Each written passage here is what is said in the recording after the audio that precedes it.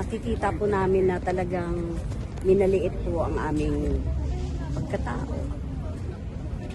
Kung baga, parang niwalang halaga yung aming mga mahal sa buhay. Sinasabi na numero lang, parang hindi binigyan ng halaga yung aming paghihirap, yung aming pagdurusa.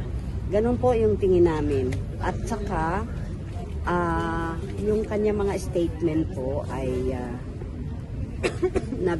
nag-rely lang naman po siya, nag-depend lang siya doon sa inilatag ng prosecution ng mga nakaraang araw. Yun lang naman po yung mga sinabi niya. Wala naman pong iba, parang ni-reverse psychology niya lang yung lahat ng mga sinabi nung una. Wala namang pinagbago po.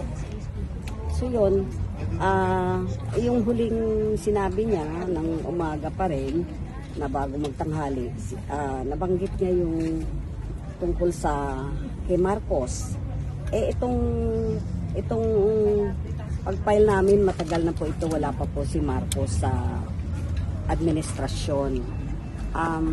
Actually po kahapon, nag-rally din kami against Marcos Duterte, na gusto din namin panagutin si Marcos sa mga anomalya na ginagawa niya. So yun po, at nitong hapon, mula ng after lunch na nag-umpisa, wala rin naman po siyang ibang sinabi, kundi inisa-isa niya yung mga nilatag ng prosekusyon, at lagi niyang sinasabi na binabasa din niya yung mga evidence, pero sinasabi niya hindi connected, at laging sinasabi niya na yung not neutralized na sinasabi niya ay not intent to kill.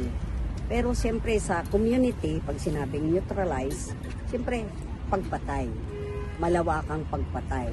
Yun po yung laman ng kanyang ngayong hapon na ito. At siyempre po ang tingin namin ay walang saysay, parang walang substance at kasinungalingan. Yun po.